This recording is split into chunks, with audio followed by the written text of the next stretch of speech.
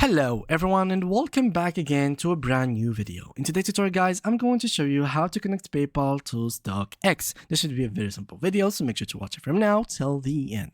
Now, as you will be seeing guys, the Stockx accepts PayPal as a payment gateway, and as I will show you right here, the Stockx supports 4 methods for United States and only 2 outside of United States, and all of them have PayPal in it. So PayPal is the most worldwide accepted payment method in the entire world.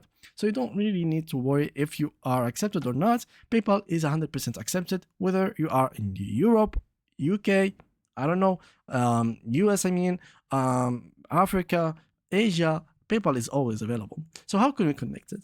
Well, you can either go through the buy now process, which is the normal process, and simply once you get to this page, which is the checkout page, here choose what kind of payment method you would like to have, and here go and add your payment method. So you click here on add. It's simply gonna take a while for it to load, and once it loads for you, because now they are calculating, click on add, which is this button right over here, and this should take you to a page where you will be able to add PayPal as your payment method. So simply go here, and once you are here, choose your email address. So write down your email address right here.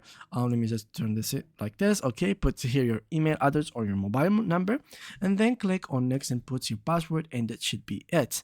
So there is another one which is basically for your profile. So you go back to your profile. Let me just close all of this, go to stockx.com, and simply go to your profile, go to the selling process, and basically from the selling you'll be able to add the payments and the payout method. So through those two things, or through that page, you will be able to actually add your PayPal as a payment and a permanent payment method, or a permanent payment or payout method. So this is where you can do this. So go to setting and click right over here, or here. And yeah, that is pretty much it. Thank you guys for watching.